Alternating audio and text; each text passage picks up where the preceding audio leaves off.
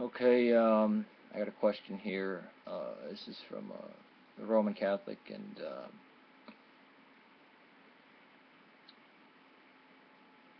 Gregory speaks. I'll send this to you because this is the crappy computer. It might actually cut out halfway through, and I'll get halfway recorded. I don't know why it does that. Why it would still upload. This is the crappy computer that overheats every either freaking 30 or 40 minutes since I turn it on. So we're gonna cross our fingers with this video right here. As I was debating two brothers who identified themselves as Orthodox. One says he's a former Catholic. They were saying that the Western Church had departed from the holy traditions, having pews, instrumental music, and statues in churches, therefore were under anathema. Now I know you have your differences with us Roman Catholics and some strong opinions about our liturgies, but I have heard that pew/chair thing is a debate even in Orthodox circles today. I know that pews predate the Protestant Reformation by about 2 centuries, which would be about 3 centuries too late for us, unfortunately. And plus, it's not in our line of tradition. You can't just borrow and swap things like that.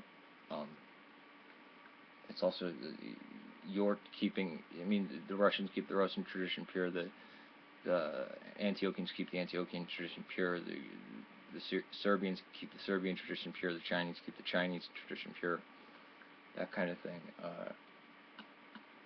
Although with the United States, we're seeing you kind of hear Russian tones in some Antiochian churches.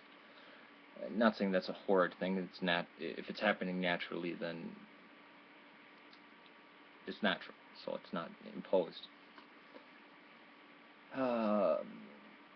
And benches were used in synagogues before Christ. I know that American Catholics today who favor chairs over pews. I haven't done extensive research on the topic, however. Thinking about as long as I can remember, we stand at Mass whenever the priest says, "Let us pray," is the only time we kneel.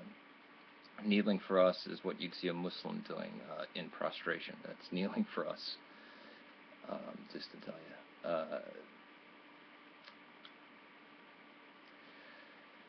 The only time we really kneel is at the time of the consecration. Occurs often after the VAC receiving Holy Communion. At the time of private prayer, I see people kneeling in prayer briefly before and after Mass as well. But it's a private thing. It's Felgona, so it's fine. So I wondered if you have time to do a video whether it is permitted for Christians to sit down in church, whether it's permitted to pray sitting down, whether it's whether kneeling on Sundays is forbidden, as these guys were seeming to argue. What does Holy Tradition say, and what do you say?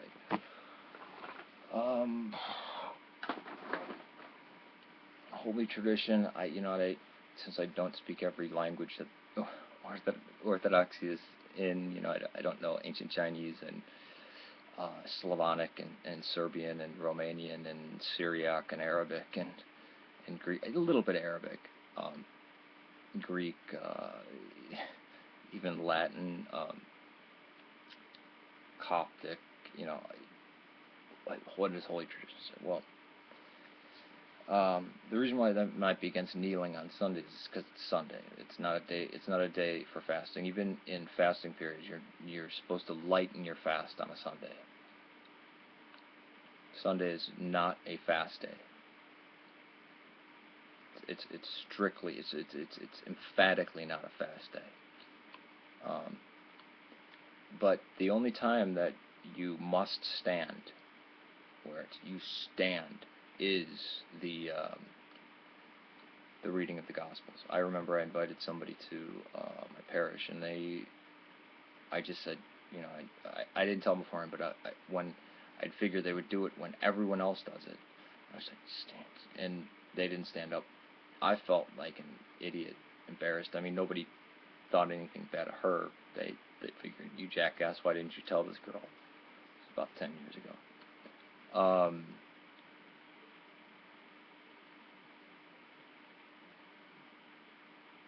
It was either right before or right after I became,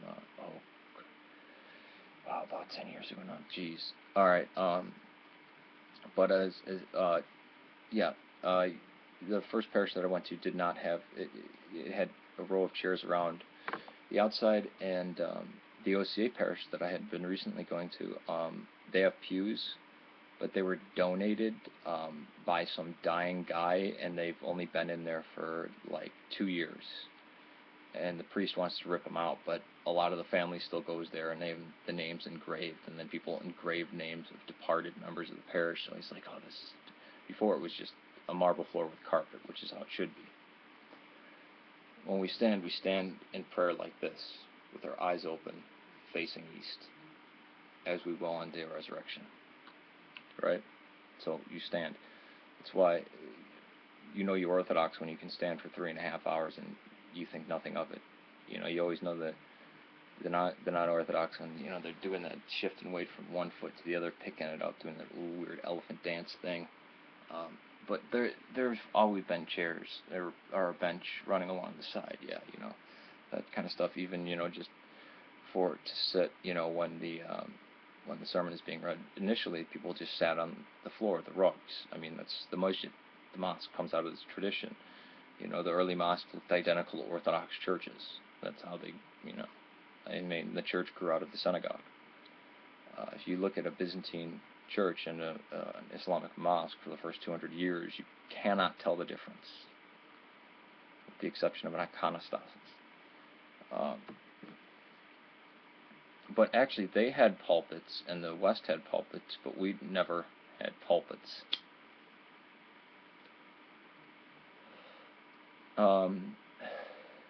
Obviously, they wouldn't have an altar either, but basically, it's up to the iconostasis, white-walled, and that's a masjid. If you take an Orthodox church, an actual Orthodox church, you do that. And no icons on the sides. But as it permitted, we don't have kosher and non-kosher. We don't have halal and haram. That's not how it works. And there are 9 patriarchates, and there are more traditions than that. Let me tell you right now.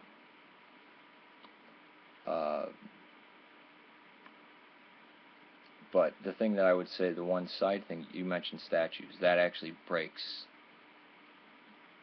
the Second Council of Nicaea, the Seventh Ecumenical Council. That actually does break it.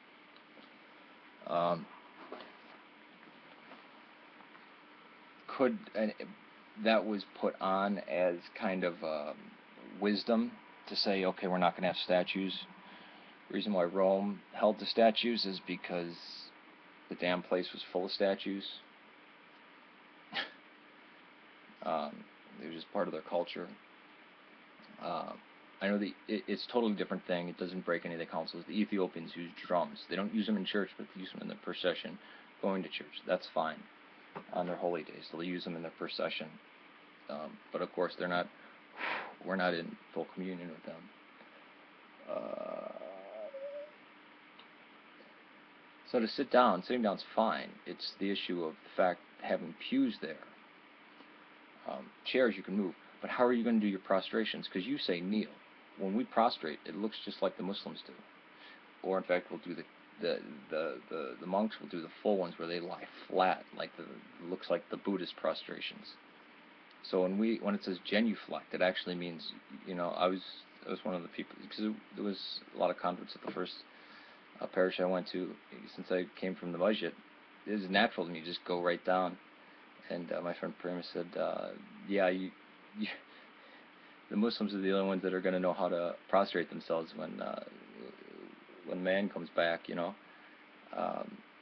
In fact, the Islamic prayer style was taken from the Nestorian Good Friday prayers.